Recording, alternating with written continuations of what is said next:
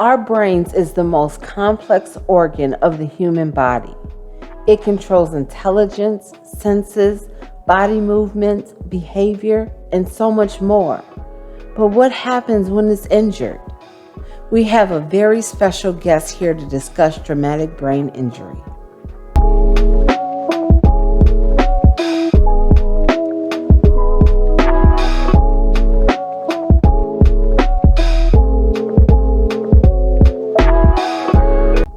Hello, welcome to My So-Called Disabled Life, where I not only talk about my life and experiences as a disabled woman, but speak the truth about disability and what it means to live as a disabled person. I am your host, Chaundra McGill, a motivational speaker and life coach for the disabled. Today, we have a very special guest here to talk about traumatic brain injury awareness. Welcome to My So-Called Disabled Life. I am thrilled to have Michelle Kaufman here joining us to talk about a very important issue. Let's just dive right in. And why don't you tell us exactly what is traumatic brain injury? A traumatic brain injury can come in many forms. The major diagnosis of all brain injury is acquired brain injury. Acquired and traumatic brain injury both start at birth. An acquired brain injury is the larger subset. This would cover aneurysms, cancer, what we used to call blue babies when the umbilical cord gets wrapped around the neck, anything that might cut off oxygen and cause any deprivation to the brain. In adult life, more we cover seizures and other things, epilepsy, that all feed into acquired brain injury. A traumatic brain injury is when you've actually had an assault to the head. You've had some kind of bump, blow, an actual hit to the head, which could cause a coup contra coup, as in a car accident where you might get thrown forward and backwards suddenly. Then your brain is bumping against the front and the back of your skull, which is another assault to your brain. That is what the traumatic brain injury is. So how many people are affected by this every year? Every year, I'll use the stats from last year since I don't have the ones from this year. There were 225,000 hospitalizations and 65,000 deaths. And to break that down a day, that's 611 hospitalizations a day and 176 deaths. Wow. Now, I know you've had your own experience. You are a thriver. Do you mind telling us about your experience with traumatic brain injuries? I would just love to tell you how I fell down. What I like to talk about more is how I got back up. That's the real good part of my story. I fell down my basement stairs September 10th of 2010. I was doing laundry. I was home, I thought, alone. I think I missed one of the first steps. On the way down, I hit all 4 lopes. My home was over 100 years old. The stairs were truly petrified. And at the very bottom, I landed on the back of my head on a cement floor. I ruptured C3 and 4 in my neck, and I busted an artery in my head, which flooded with blood and moved my brain 8 millimeters to the side, which is about off the stem. I was really fortunate it was a closed head injury. My 16-year-old was home, twirling his staff out in the backyard for his martial arts.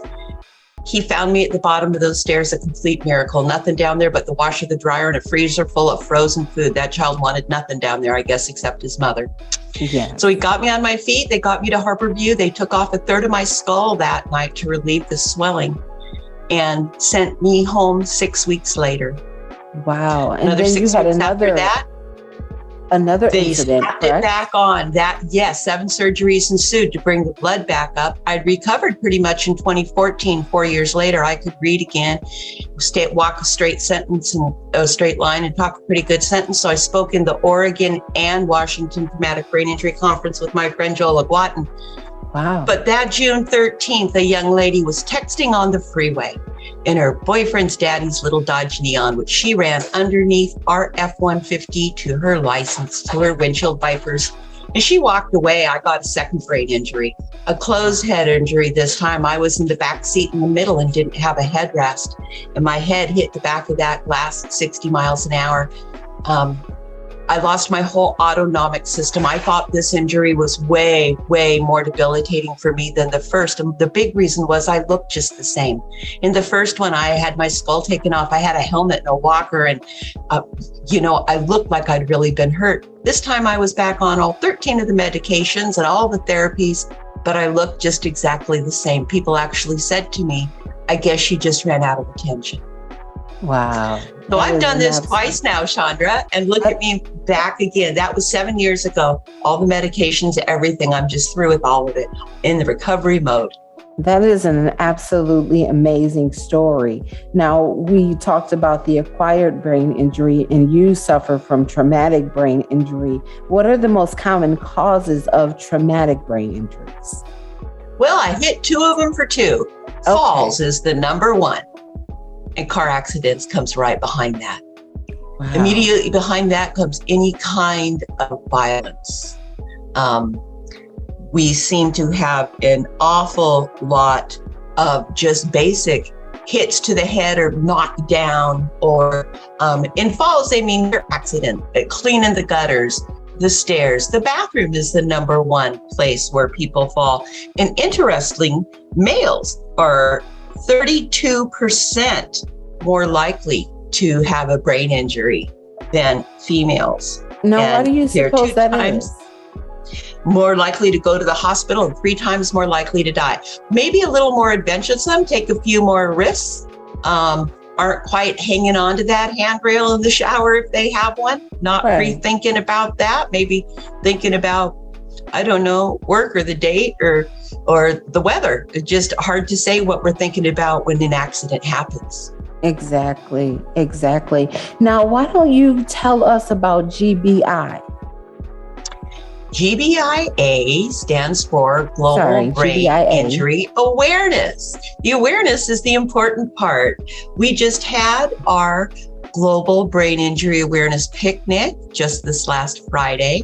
We had 125 people join us to barbecue and swim and fish and play in the great outdoors for the day. We passed out brain injury information, resources, spread the good word about getting better and how it's just mostly based around nutrition and what we can do to help ourselves reduce that brain fog, which is so often a huge common in brain injury. Now, what do you mean by brain fog? Well, it's the confusion. And it's really deep confusion. It's not, people say, well, I lose my car keys too. And I like to say, but I bet you don't find them in the freezer, do ya? Because when our brain gets fogged over, we'll set things down just anywhere. And the more stressed or complex the situation is, the deeper the fog gets. Sometimes I get no data coming in and no data coming out over the fact that my shoe's untied.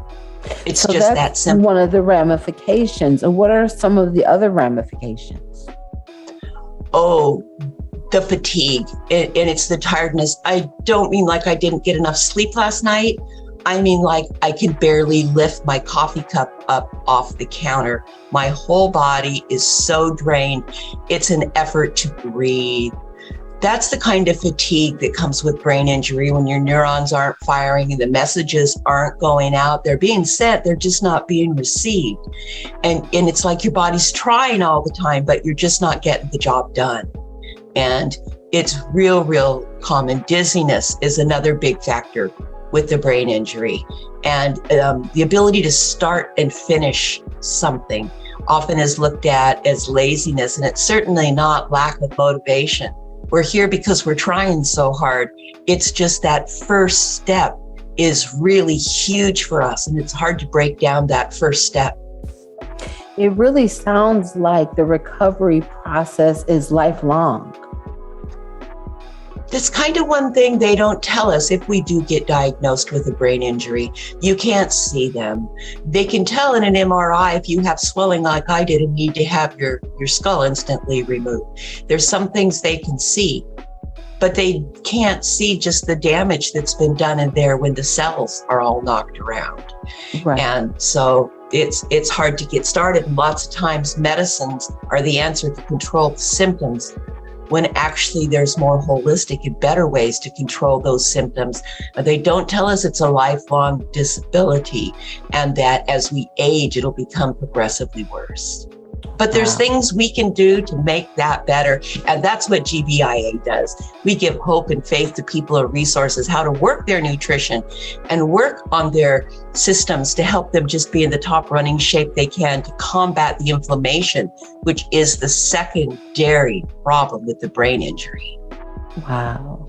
Well, thank you so much, Michelle. We have learned so much. I appreciate your insight and your knowledge.